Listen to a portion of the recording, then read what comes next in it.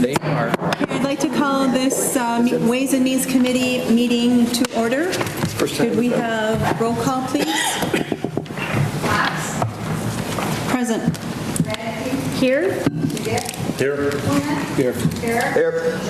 Here. Yes. All right, are there any changes to the agenda? Hearing none, is there a motion for approval of the agenda? I'll make the motion. So moved. Support. Moved and supported. Any discussion? All those in favor? Aye. I can do that, right? We just did. All right, those opposed? All right, motion carried. Item 5, is there a motion for approval of the minutes? So moved. Seconded. Okay. Any discussion?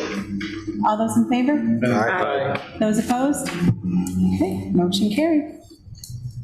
All right, at this time we'll have public input. Anyone wishing to speak to the commission, please go to the podium, state your name and address. All right, seeing no takers, we'll move on to petitions and communications. Item A, presentation of the county audit. That's you. That's the podium. All right, thank you. Good afternoon, everyone. I'm Doug Dieter with Rehmann, and we perform the county's financial statement audit for the fiscal year ended December 31st, 2020. And I just want to do a quick high-level overview of the results of that audit, and I'd be happy to take any questions or discuss anything in the 250-some page report that I'm sure you guys all read as we go through. So if there's any questions, just let me know. So we're going to start off there. On each slide, there's a reference to the audit report where you can find more information related to it. So, for example, here, pages 13 through 15 is an independent auditor's report. We did issue an unmodified opinion, which is the same level of assurance we've given in the past. It's the highest level that is available for independent auditors to provide. It means the financial statements are materially correct in conformity with generally accepted accounting principles.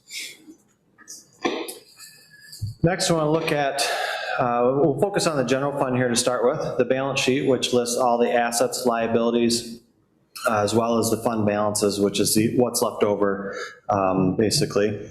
So we'll start at the top section of the assets. Again, this is as of December 31st, 2020. About $21.3 million in total assets. Majority of that is in your investments in cash, with some receivables about $4.5 million. That's some property taxes, some money due from the state, and some other small miscellaneous things. Liabilities, accounts payable, these are just the trade invoices that were for services or merchandise received prior to December 31st, 2020 that weren't paid until subsequent to the year end, about $840,000.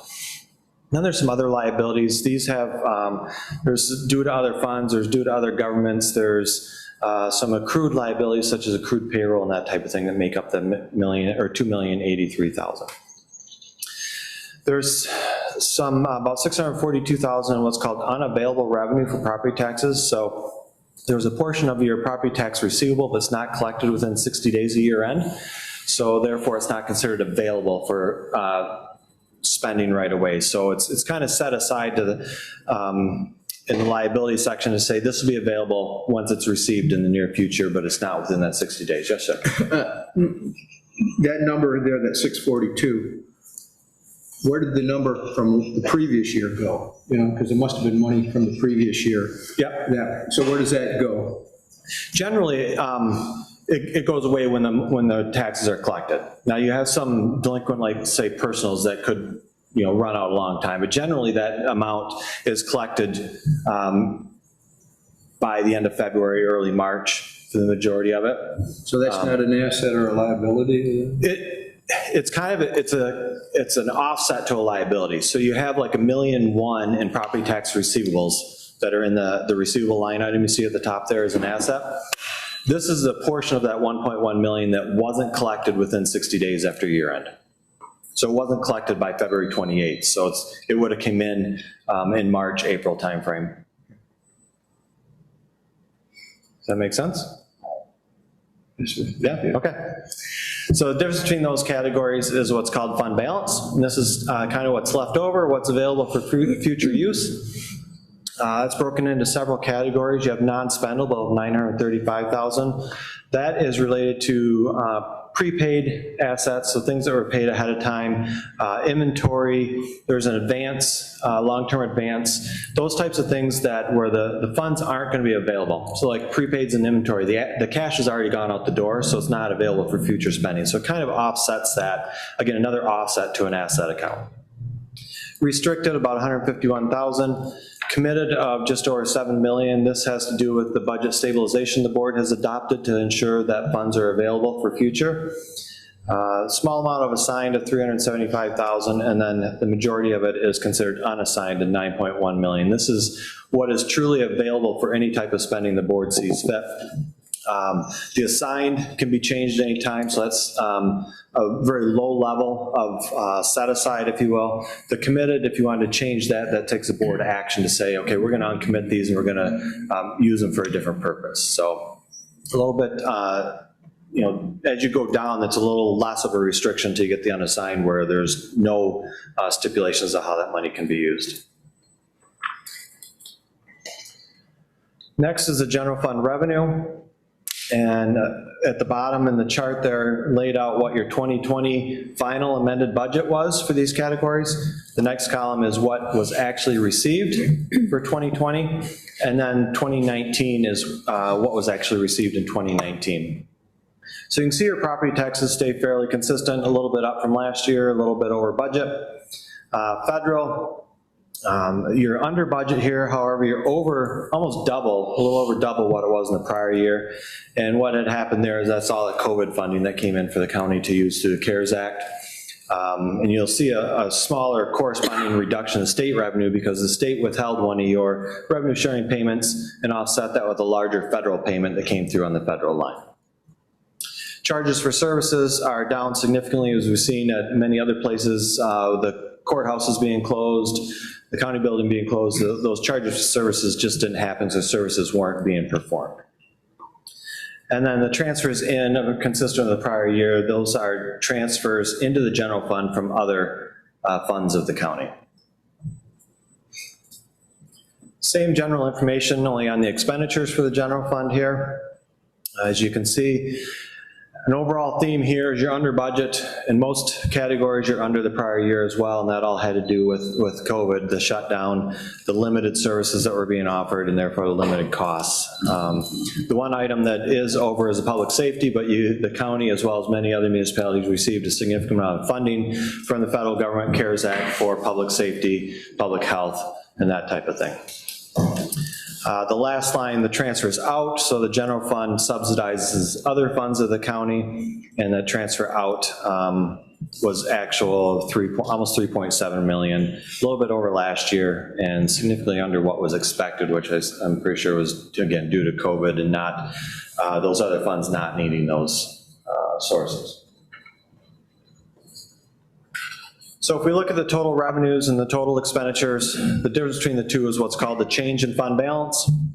Fund balance is similar to the, well, this is those different categories I showed you on the slide earlier for the general fund balances are broken into different categories. So the final budget, you expected to have a surplus, so revenues over expenditures of $592,000. Actual ended up a surplus of almost 3.7 million. Again, it had to do with the extra federal funds that came in and the reduction in the expenditures. It just didn't happen because of services being shut down and that type of thing. So you ended the year, the general fund, with a fund balance of $17.7 million. Okay. Next area I want to look at is a pension trust fund. This is a complete picture of the trust fund. So this is all the county departments, component units, as well as VABH are included in these numbers. Investments, you can see there, about $419 million. That's, makes up almost all the investments. Another good year for the market. You can see the large increase in the investments from 19 to 20. Most of that has to do with how the market performed towards year end of 2020. The other items you see on here are basically timing of when investment transactions are happening. Sometimes that creates a receivable or a payable, and just transactions that were occurring but hadn't finalized as of December 31st, 2020. So the money going in and out of the trust fund for the pension, as you can see here, the largest portion is the return on the investments of $58.2 million. That is down from 2019 of almost $72 million, but still a pretty good year on the stock market. Contributions, the employer contributed $2.2 million, plan members contributed about the same amount. A little bit of other revenue in there. And then the deductions, there's some administrative fees in there, but majority of that is payments to retirees for their pension, monthly pension cost. So you had an increase of net position of $42.6 million, so a good increase to the net position. Similar information for the VEBA trust or the retiree healthcare. Total investments of $80.6 million, up about $14.6 million from the prior year. Ended with a restricted net position of $79.8 million. We'll look at some additional charts a little bit later on about the pension and VEBA. So additions into the VEBA trust, again, majority of that is investment return of $11.5 million. The employer contributions of 6.5, and then you see deductions of $4,388,000. Now, this was a change in accounting standards. So the $4,388,000 paid out, that didn't actually come out of the trust fund because you're not paying benefits out of the trust fund at this point. What that is the pay as you go. So there's $4.3 million in the employer contributions, then $4.3 million in the deductions, what you're seeing here. So that was a new accounting change a couple years ago that required any pay as you go contributions to be reported within the trust fund, but there were no actual benefits paid out of this trust fund during the current year. So you had an increase in net position similar to 2019 of about $13.6 million. Oops, wrong way, sorry about that. So now we're going to look at the employee's retirement system. So this is a little bit changed, a little bit different. So the previous slides we looked at was the whole plan. It included BABH. The information we're going to look on these next few slides is just the county and its component units. So what portion of the plan belongs to the county? This runs 1 year behind, so you can see December 31st, 2019. It's based on the actuarial evaluation that the county has done on the plan each year. And the actuary will calculate the total pension liability based on the different assumptions that go into the calculation. So for as of December 31st, 2019, they estimated and calculated the total pension liability to be just over $259 million. So about a $5 million, or $4 million increase in total pension liability year over year. The plan net position, this is all the investments that are being held in the trust fund that the county has contributed over the year of $315.2 million. So the difference between the plan net position, or the assets that are in the trust fund to fund the liability, and the liability is called the net pension asset. So the plan is overfunded. It's about 121% funded, again, which is a pretty significant increase year over year, but because it's all due to the market returns and that type of thing. The bottom part of this slide, the actuary also determines what the required contribution is on behalf of the county. And their actuarial determined contribution for December 31st, 2020 was $1,278,000. Actual contributions were just over that at $1,320,000. So those are actual contributions from the county or its component units into the trust fund. The retiree healthcare, same type of information. The actuary determines the liability at December 31st, 2019 was $131,968,000.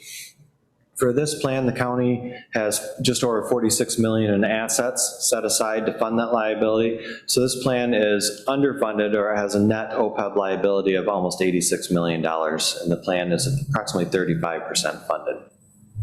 Is that the VEBA? That's a VEBA, yes, sir. The bottom of this shows the required contribution per the actuary. They calculated that the required contribution was 11.2 million. The county actually contributed 6.5 million. So not quite the entire amount of the actuarial required contribution.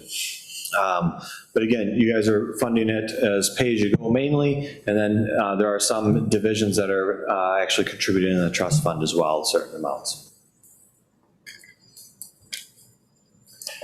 So the county was subject to a single audit again this year as they have in the past. This is a little different than the financial statement audit we just looked at. The single audit looks at the federal award compliance. So we look at all the different federal awards. Due to the timing of things this year with COVID, the federal government, has offered extensions for these single audit programs. We are in the process of completing this. It hasn't been finalized yet. Hopefully by the end of August, this will be finalized for the county. The total federal awards expended by the county were 6.4 million. Major federal programs, so we only look at certain programs each year. The CRF, the Coronavirus Relief Funds, was a significant addition to the federal awards this year. And then Child Support Enforcement, or Title 4D, has been a standard program over the years. Some upcoming changes in accounting standards. GASB 87 has to do with leases and how they're accounted for in your external financial reporting. That won't be effective till December 31st, 2022. And then GASB 96 has to do with subscription-based IT arrangements, similar to the leases, and that's not effective until 12/31/2023 for the county. That's all I had. If there's any questions or comments? Yes, sir. Can you pull up information on the healthcare costs for 2020, or is that not readily available? No, that's not readily available for me. That would, you're talking for the retirees or for the whole county? For the whole county, general anyway. Yeah, I don't have that level of detail with me. I mean, that's something that we can pull out or Jan can find for you, but it's not in, it's in the audit report, but it's not detailed out anywhere in the audit report. Yes, sir. I wonder why the VEBA contributions to the retirees, why is that down? Why are we, because, I don't know why. That's why it's not. Why it's not as much as the actuary calculates? It's common for retiree healthcare plans. Entities haven't taken the same approach as they have with pensions. Like I said, a lot of entities are just doing pay-as-you-go. What the actuary is calculating is based on what needs to be put there to ensure that all the future contributions or all the future payments are available for the retirees when the time comes. So it's not uncommon. It's a pretty significant number for the county to meet that requirement of $11 million. But as long as you continue doing pay-as-you-go every year, you're meeting the obligation. Mm-hmm. Any other questions? I move to receive the audit presentation. Support. Who supported it? Kim. Okay. Any other discussion? All those in favor? Aye. Those opposed? Motion carried. Thank you. Thank you. Very much. Have a nice evening. Okay, moving on to the request to seek authorization to engage with Huntington Bank to refinance the bonds. So moved. Moved and supported. Any discussion? All those in favor? Aye. Those opposed? Motion carried. Okay, item C, motion for the donation to the Friends of the Pinconning Community Center. Okay, Kim moved and Jamie supported. Did you catch that, Dan? But I mean, No? I would have, but they're Oh, Tom Herrick, I'm sorry. They're fighting over it Oh, over there. wait, I didn't see you. I don't think so. Okay, moved by Kim, supported by Tom. Is there any discussion? Okay, all those in favor? Aye. Those opposed? Motion carried. Okay, item D, approval for the authorization for budget adjustments for the Child Care Fund Annual Plan. So moved. Support. Any discussion? All those in favor? Aye. Those opposed? Motion carries.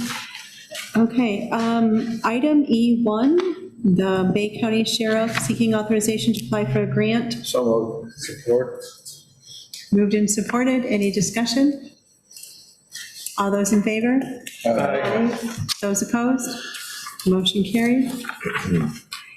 Bay County Sheriff seeking authorization to apply for the Memorial Justice Assistance Grant. So moved. Support. Moved and supported. Any discussion? All those in favor? Aye. Those opposed? Motion carried. Are you keeping up? Dan? Okay, good. Okay. Item F, amendment to the VEBA trust agreement. So moved. Support. Mr. Coonan moved, Mr. Herrick supported. Any discussion? Mr. Coonan? Heather, are you kind of comfortable giving a little bit of an explanation? As we who sit on the board have a pretty good understanding of what's going on, but maybe everybody else can be brought up to speed. Yes, recently we were reviewing the VEBA document, and in reviewing the VEBA document, we realized that the board composition in the trust agreement did not match the board composition that was currently in place. So it's really a housekeeping matter to make sure that the VEBA trust matches the board composition that we have in place. And it will be the same board composition that's on the retirement board. And I think the purpose of that is at some point in time, you are going to be able to use those dollars to pay retiree health care. And I brought the question up to see where we were at. And I think we're at the position where we can use it, but we couldn't use it until everything was brought into compliance. Exactly. And with us having a closed system, with future employees at some point not receiving post-employment health care, it only makes sense to, that money can't be used for anything else. So if we can, when times get tough or get tougher, I think we're doing okay now financially, but that money's there to be used for health care. So, and if we ever get to a single-payer health care system, which I think we're going to get to at some point, hopefully before I die, that money is, we should be using that, because who knows what's going to happen with that money. So we might as well use it while we can, in my view, but it would take a vote here to do that. So, but that's why that was brought into compliance, so that at some point we can use those dollars for post-employment health care, which would free the general fund to have, a little more flexibility. Thank you. Any other discussion? Okay, all those in favor? Those opposed? Motion carried. Item G, request to bid for a fixed wing aerial contractor with Mosquito. Move to receive. Move to receive, okay. Mr. Coonan, support? Support. Jamie, I just had a question looking at that. What's up to me? You all said. Go ahead. If they were going to go out to bid on that, it looked like, and the only question I had was, is there more than one bidder? Can I speak? Do you have my audio? I'm sorry, I didn't see you. Rebecca, go ahead. Yeah, I'm here. We have not put it out for bid. It was just a notification that we will be bidding, and we hope to have that out in September. Our previous bid, which was 8 years ago, we only received one bid in 2013 for our 2014 contract, but it has not gone out to bid yet. We're working with finance in the near future on that. Thank you. Any other discussion, questions? Mr. Begic? There was a plane that went over my house today. It sounded like the yellow plane. Was there spraying going on, or? I don't think there's any. Would not have been mosquito control, perhaps some sort of farm operation. Okay, yeah, that would have been it. Thank you. Any other discussion? All those in favor? Aye. Those opposed?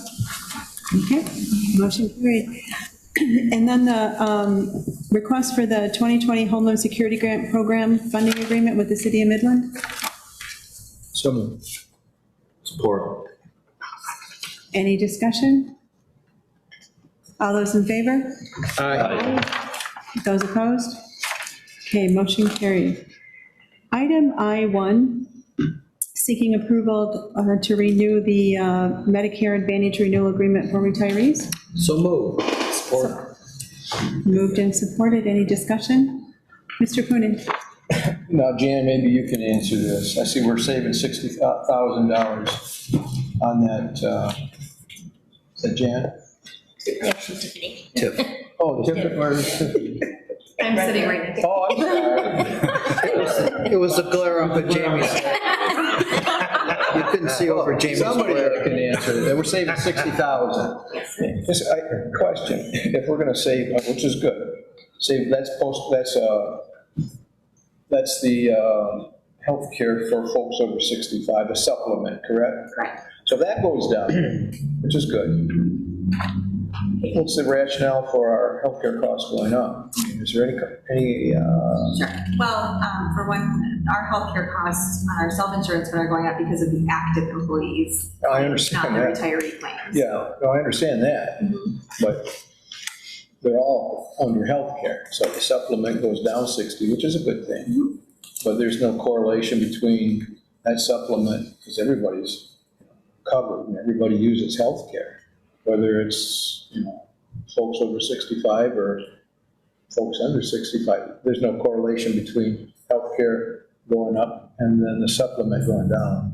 There isn't. No, it just depends on the makeup of the group that you have in each age group, or active versus retiree. So if you have a current group of active that have a handful of very high cost claims, that at some point, in theory, they're going to become Medicare eligible, and you'll see that transfer from their active to their retiree status claims. Is Brown still our, Brown and Brown? yeah, we ought to bring them in sometime and they can maybe give Sure. everybody an overview on the healthcare, because they provide a lot of good information. Absolutely. Mr. Begay? So I know there's different Medicare Advantage plans, so do we pick a high cost plan or a middle plan or a lower plan? Is there gonna be more restrictions? It's the same plan. We didn't make any plan changes. I know it's usually about 3 or 4 different plans that you get, and with a little more, less coverage, if you go down, but, It's comparable to what they would have had as an active employee. yeah, so not much of a change. Yeah. Thank you. Any other discussion? All those in favor? Aye. Those opposed? Motion carried. And then we have a request to receive tuition reimbursement. Both are safe. Support. Moved and supported. Any discussion? All those in favor? Aye. Those opposed? Motion carried. Item I, looking for a motion to receive the payables. So moved. Support. Any discussion? All those in favor? Aye. Those opposed? Okay, and item J, looking for a motion to receive analysis of the general fund. So moved. Support. Moved and supported. Any discussion? All those in favor? Aye. Those opposed? Okay, motion carried. And lastly, motion to receive an Executive Directive 2007-11 update. So moved. Support. Moved and supported. Any discussion? All those in favor? Aye. Those opposed? Okay, we are at item 8. Are there any referrals? Okay, unfinished business? New business? Is there a need to go to closed session? There is not, Madam Chair. Okay. Miscellaneous? Announcements? Vaughn, go ahead. Quick one, I believe there's a waterfowl festival at the state park this Usually a pretty big thing. It is. Yep, thank you. Nice. Madam Chair. Yeah, that's always a nice event, weekend event, draws thousands of people to Bay County. I just wanted to also mention that our health department is sponsoring a clinic for vaccinating our residents in Bay County or visitors at the FOP's National Night Out, which is at Uptown tonight between 5 and 8 p.m. Thank you. And Mr. Cronin? Well, being that everybody's mentioning something, I talk to a lot of people, and I get a lot of positive reports on the beach, on the numbers of people, not just boaters. You know, you've got a ton of boaters out there.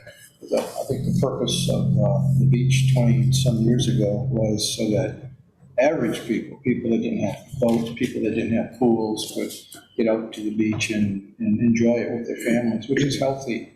And I hear from people that it's really nice and the beach is packed and there are always people out there. So it's a great resource for the community, and it has been over the past number of years. So I just want to let people know what I've heard, a lot of positive things. Yeah, and to add to that, the Pinconning Park, the beach there is just very busy and very nice and a lot of use. So that's really nice, little hidden gem. And I heard from someone on Pinconning Park too, they said it's a beautiful park. Yeah. You know, people up there use it and it's used to capacity, or at least the camping is. So, yeah, we got a couple of beautiful resources in the community. We surely do. Anybody else? I looked at the positivity rate for the coronavirus. I think we're still not, I think it was like 6%, something like that. We're at 4. So we're still, I know Saginaw and Aranac are on sort of a watch list, and they're like we're right in the middle of them, so hopefully we won't be spiking up like they were, but.